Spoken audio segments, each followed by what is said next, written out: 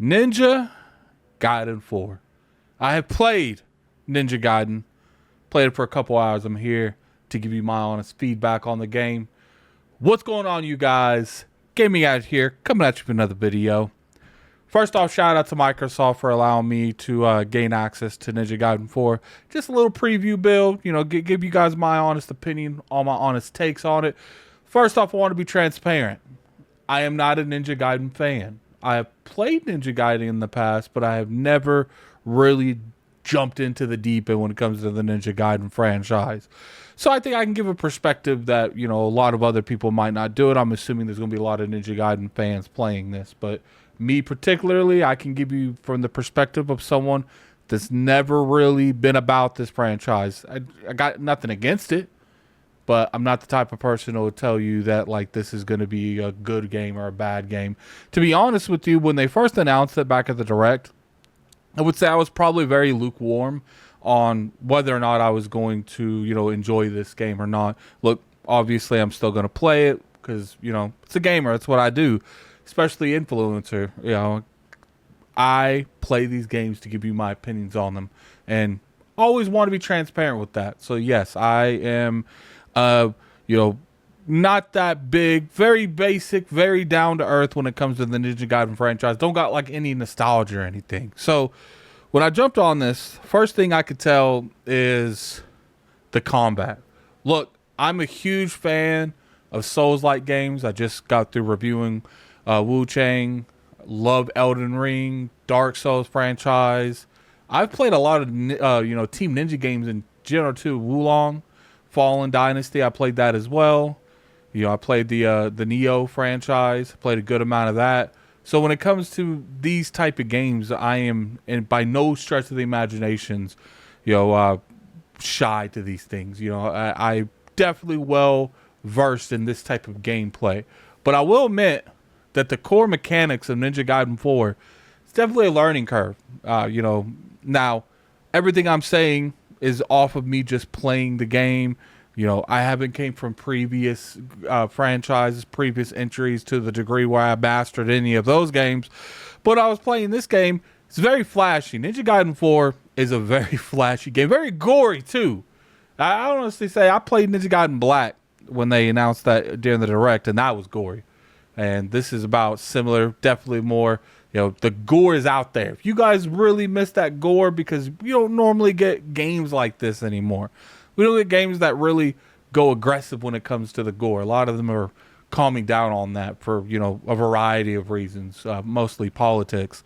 But this combat system's interesting. I did play as Yamato. I believe that's the new character's name. And I played as, you know, Ryu. And I played Ryu a few times in this franchise, clearly. But I want to highlight a little bit of Yamato. Now, I will say I am privy to some knowledge. Now, the way I have perceived this is Team Ninja is making Ryu and Platinum's making the gameplay for the other individual. And I think this is like one of the few times I've seen that in the gaming industry, if not the first time. I couldn't tell you like another example of like one studio making one gameplay from two different main characters than the other studio making the other one. So I think it's very interesting how they went about this. You know, I will say this is one of those games that has low entry where, you know, you could jump and play this game because there's like difficult settings. You can go down, up and down. When you die a few times, it does, you know, give you the option to turn that difficulty setting down. And what I thought was interesting is if you die too many times, they'll actually offer you items instead of just going straight to another difficulty. So I feel like that's pretty cool. Like, you know, here's another health item, you know, resurrection vial. I think that's what they were called. There's a lot of aspects when it comes to making this game accessible, because I will say your boy was struggling a little bit, man. This game's one of those things where you could play it and you turn it down to those low settings. But when it comes to mastering this game, that's where the onboarding for this game truly exists. This game is not an easy game to pick up on the go in terms if you want to do a lot of the harder aspects of this game. You know, they're very big on, look, we want to make this game as accessible as possible to everybody, but if you want to come in here and do some of the hardest stuff in this game, that's gonna you got to time down. You have to put some time down, and I respect that. I respect that. I think these days, companies are too big on getting a newer engagement group, and not necessarily, making a game for their existing fans. Look, I get it. You always, as developers, as business people in general, you're always going to want to make sure as many people as possible have access to what you're selling. But at the same time, never lose what's the goal. Never lose on who brought you where they are. Final Fantasy is a big portion where it's like, it's to some degrees in some of those games, maybe not as less as the Final Fantasy 7, games. I don't recognize that franchise as much anymore. And this is coming from someone that has played a lot of those games. I'm a huge boss guy. I think most of you know that. I'm a huge boss guy. I love boss, roulette kind of stuff. I love fighting bosses. I like the design of bosses. I like, memorizing attack patterns. I like all that stuff. I like building my character to fighting a certain boss. And I will say that this game is flashy, man. Especially when you fight, boss battles. They do a really good job on putting that kind of sense that, things are on the line. They do a good job on that.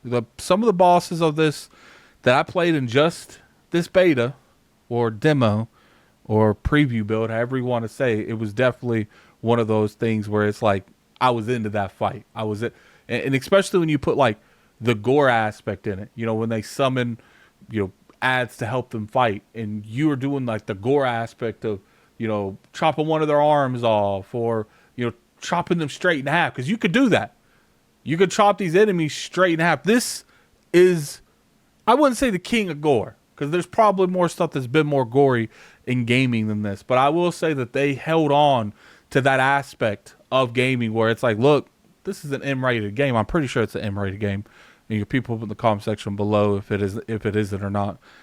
I enjoyed thoroughly when I played this. Now, difficulty, it's like I said, high skilling gap. There was a lot of aspects that you got to learn. Some things I was doing that I didn't even realize I was doing. I would be like, oh, that was cool. How'd I do it? And I think aspects of that's good, man. Player onboarding is a really up and down situation when it comes to games, because it's like, first off, it's important how you do it, how you deliver the information to newer players. I look at something like Destiny, and they really dropped the ball for a long time on how to onboard new characters, but new players. And by the time that you feel comfortable playing the game, it's already essentially done. There's a lot of nice platforming in this game. I played Ryu. Ryu was it, man. And what I like about them is they play different.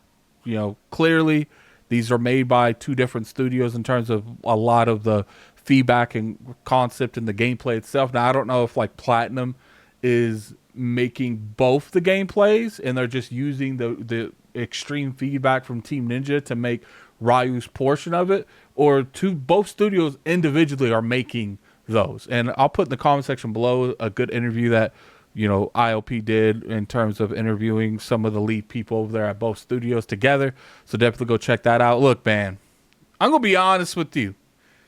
I came into this expecting a lukewarm reception. Now there are things I need to see. I'm not going to sit there and say there ain't nothing but rainbows.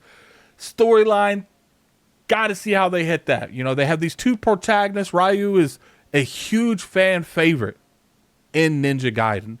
People have been playing with this individual for a long, long time. And I think story-wise, that's going to be the biggest up and down and the biggest ball they can drop, is how they introduce a new character and still respect the old character. Because I see games like Gears of War did it. I see games like Master Chief and Halo did it.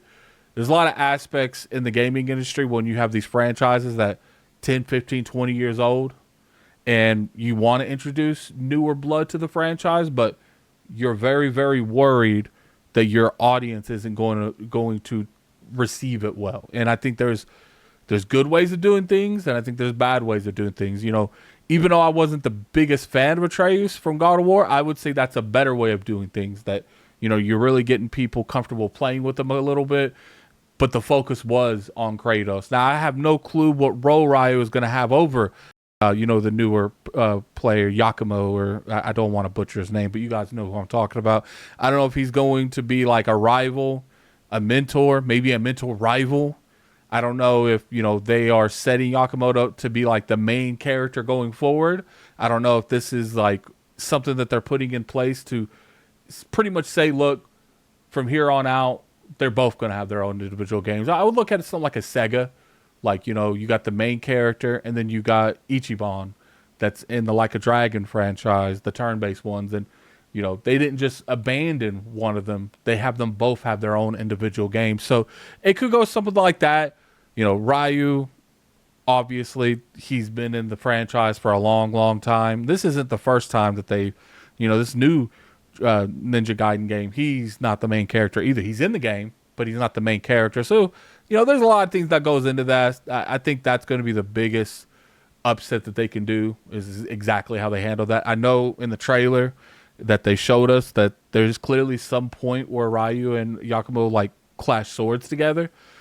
So I'm very curious to see how they handle that going in for it, because like, in my opinion, if you have like a beloved character like Ryu, you cannot have the other person running over him in any way, shape, or form.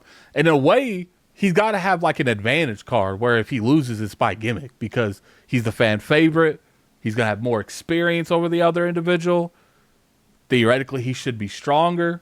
There's a lot of factors going to that. Even if they explain it lore-wise, people still ain't going to be happy, but it's one of those scenarios where it's like you got to do it to make sense. I feel like the action was there. We got to see about the story. The visuals was there. You got the gore. The game looks gorgeous. Great platforming spots. There wasn't about anything with presentation that this game didn't do well. And I would honestly say Ninja Gaiden 4 went from something that I was, I don't know how I feel about it, to potentially one of the games I'm most hyped to play at this moment. Now, you guys know I've been very vocal on this this franchise, and it's not necessarily on something I have an issue against. It's just I wasn't really raised with it. Ninja Gaiden kind of precedes me. I'm 33. Now, obviously, I've still played Ninja Gaiden games, but none of them really grabbed me. But I want us to say that this one, it had my interest, but now it's got my curiosity, and I'm willing to give it an opportunity to grab more than that. But anyway, what you guys got going on, man? You guys looking forward to Ninja Gaiden 4? Once again, I want to thank them for allowing me to give my opinion on this game, to give you guys my, serious doubts or, pluses. It's like I said, I liked it. And when they give us the ability to play these pre-builds and come up here and give you guys the, the content, one thing I want to say is any B-roll that you see on here, any gameplay, none of it's my gameplay. They did, forbid us from recording. Now, I'm being transparent with that, but also at the same time, you guys know I will go at companies if I felt it's disingenuous. What I seen and what I played are identical. I did play on the Xbox. There is a 120 frame mode in this game. Now, is that going to be consistent? That's up in the air. I don't know about that. But I don't want people thinking just because they wouldn't allow me to make my own cover, in terms of gameplay, record my own gameplay. It's not necessarily a bad thing. This is a common practice. And I would say in these particular kind of games, I can understand them a little bit more, because there is an ongoing thing where you have to learn the game a little bit more. So I can understand some people might not necessarily know this, and they know that. So it's like, look, our B-roll, it is game. It's not like it's like some, cut out portion of the game that doesn't exist. Everything I've seen in the B-roll is in the demo or preview, however you guys want to say. So I want to be transparent with that. But at the same time, I want to be fair with the situation too, because I don't feel malice. I don't feel like they're trying to bamboozle us. I feel like they're just trying to give us the best type of gameplay that would look the nicest for our peoples. But anyway, put in the comment section below what you guys feel about this. I'm very curious to hear you guys' opinion. I want to appreciate everyone, and until next time, this is Gaming Addict. I'm out of here. Peace. Ooh, Ninja Gaiden 4, man. Caught me off guard, I ain't gonna lie. Caught me off guard, but I'm actually looking forward to that, man. I know it comes out in October now. I didn't know before this preview.